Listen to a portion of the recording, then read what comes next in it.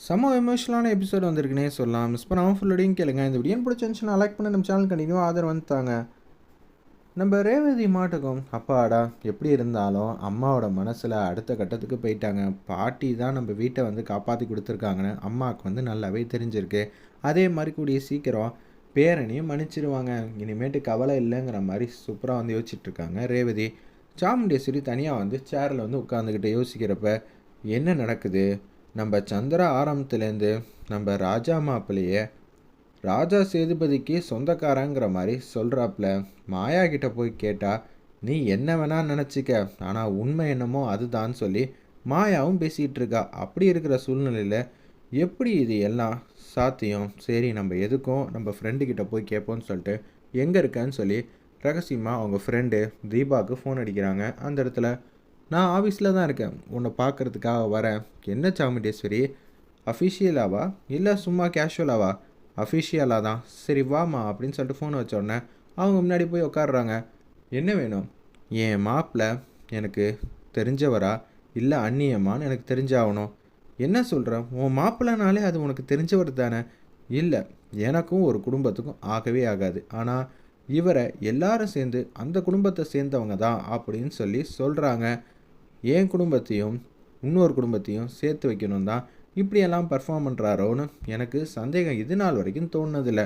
ஆனால் எல்லாருமே இப்படியெல்லாம் பேசுகிறத பார்த்தோன்னே எனக்கு கோபமாக வருதுங்கிற மாதிரி சொல்கிறாங்க. அந்த இடத்துல நம்ம சாமுண்டேஸ்வரி இதெல்லாம் உண்மையாக பொய்யான்னு எனக்கு நீ தான் கண்டுபிடிச்சி தரணும். யாரை நம்புறது யாரை நம்பக்கூடாதுன்னு எனக்கு சுத்தமாக வந்து தெரியலங்கிற மாதிரி சொன்னோன்னே, சரி நீ ஏன் இவ்வளோ தெளிவாக வந்து சொல்கிறல்ல, கூடிய சீக்கிரம் நான் கண்டுபிடிக்கிறேன். அது வரைக்கும் நீ அமைதியாரு. மற்றவங்க பேச்சை கேட்டுட்டு இது நாள் வரைக்கும் நீ ஆமான்னு சொன்னியா இல்லை இல்லைன்னு சொன்னியா? நான் என் மாப்பிள்ளையை நம்பினேன், அதே மாதிரி இன்னமும் நம்பிக்கையோடு இரு.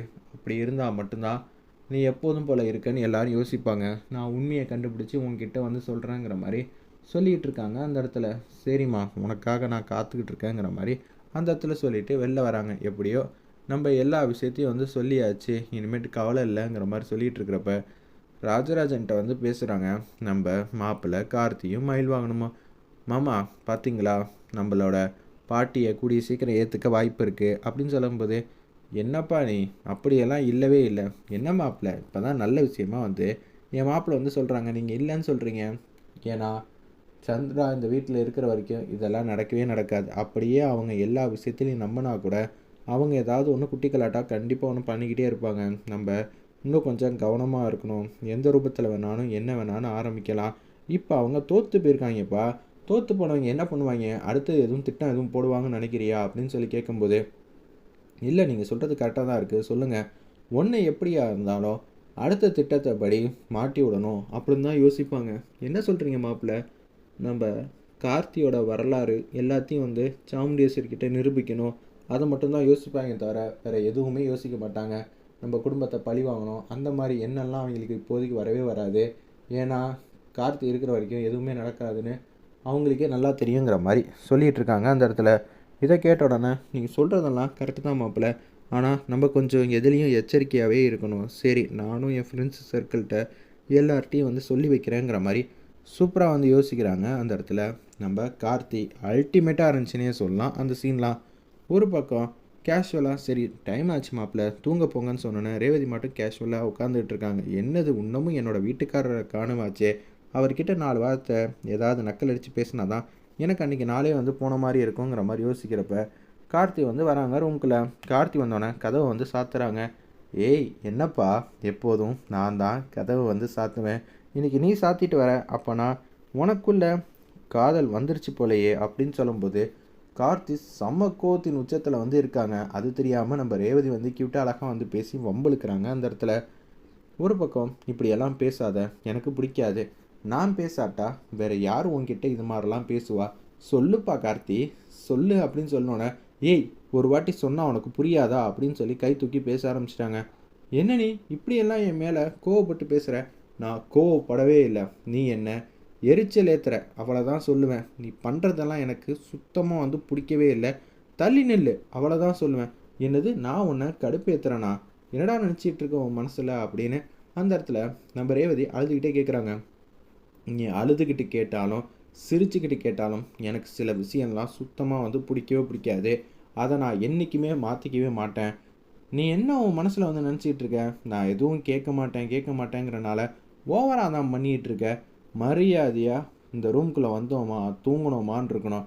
என்னை தேவையில்லாமல் சீண்டி பார்க்குறது, புருஷான்னு கூப்பிட்றது, இந்த மாதிரி வேலையெல்லாம் வச்சுக்கிட்ட அப்புறம் நான் என்ன செய்வேன்னு எனக்கே தெரியாதுன்னு கார்த்தி மூஞ்சிக்கு நேராக கண்ணாப்னா நம்ம ரேவதி வந்து திட்டிடுறாங்க.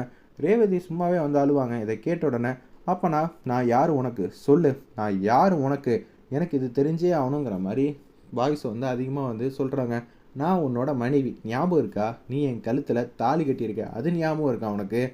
எங்கள் அம்மா சம்மதத்தோடு தானே நீ என் கழுத்தில் வந்து தாலி கட்டின.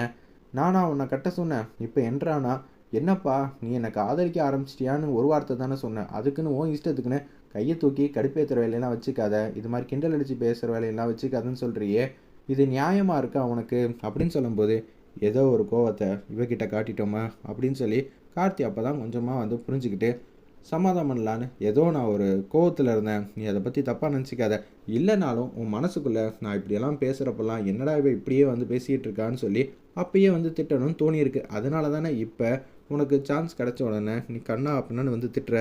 எனக்கு தெரிஞ்சு போச்சுப்பா, நீ எப்படி இருந்தாலும் இப்படி தான் இருக்க போகிற. உன் மனசை என்றைக்காக இருந்தாலும் மாற்றி உன் மனசில் இருக்கிற காதலை வெளிக்கொண்டு வந்துடலாம் நான் நினச்சேன். அது எல்லாமே தப்பு தான். நீ இனிமேட்டு எப்போதும் போல் நிம்மதியாக சந்தோஷமாக வந்து இரு. நான் உன் வலிக்கே வரமாட்டேன். இன்னிலேருந்து நீ யாரோ நான் யாரோ போதுமா? அதனால தானே இத்தனை நாள் வரைக்கும் நீ ஆசைப்பட்டுட்டு இருந்த. இப்போ நானே அது மாதிரி நான் சொல்லிட்டேன் போதுமா? இப்போ மனசுக்குள்ளே சந்தோஷமாக இருக்குமே தனியாக இருக்கிறதுல, அப்படி என்னதான் உனக்கு ஆசைன்னு எனக்கு சுத்தமாக வந்து புரியலை. அப்பாடி சாமி, நான் அதோ தெரியாமல் வந்து உளறிட்டேன்ப்பா. எனக்கு இன்னும் கல்யாணமே ஆகலை, நான் தன்னந்தனியாகவே நானும் இருந்துக்கிறேன்னு சொல்லிட்டு அவங்கள சோகமாக வந்து ஃபீல் பண்ணுறாங்க. எனக்கு நான் யாரும் இல்லாமல் போயிட்டாங்களே, இனிமேட்டு நான் என்ன பண்ணுவேன்? இவன் மனசு வந்து இப்போதைக்கு மாறவே மாறாதுன்னு தெரிஞ்சு போச்சு. நான் இவனுக்காக எவ்வளோ விஷயத்தெல்லாம் வந்து கண்டுபிடிச்சிருப்பேன். இவன் தான் பேரன்னு தெரிஞ்சு அந்த ரகசியத்தெல்லாம் மறைச்சேன். எவ்வளோ உதவி பண்ணேன், அதை எல்லாம் மதிக்கலைன்னா கூட பரவாயில்ல, இப்படி மிதிச்சிட்டு போயிட்டானே அப்படின்னு சொல்லி ஃபீல் பண்ணிகிட்டு இருக்காங்க. அந்த இடத்துல நம்ம ரேவதி பார்க்குறதுக்கே கஷ்டமாக இருக்குன்னே சொல்லலாம். இவகிட்ட வேற கோவமாக வந்து நடந்துக்கிட்டோமே, இனிமேட்டு என்ன பண்ணுறது? எல்லாம் வந்து மயில் வாகனத்தினால தான், அடுத்தது நீ யாருங்கிற விஷயத்த தான் கண்டுபிடிப்பாங்க அப்படின்னு சொன்னதுனால தான் எனக்கு என்ன பண்ணணும்னு தெரியாமல் வந்தப்போ இவன் மேலே கோவத்தை வந்து காட்டிட்டேன் அப்படின்னு சொல்லி யோசிச்சுட்டு இருக்காரு நம்ம கார்த்தி. வெயிட் பண்ணி பார்ப்போம். எபிசோட் ரொம்ப சூப்பராக வந்து கொண்டு போகிறாங்கன்னே சொல்லலாம்.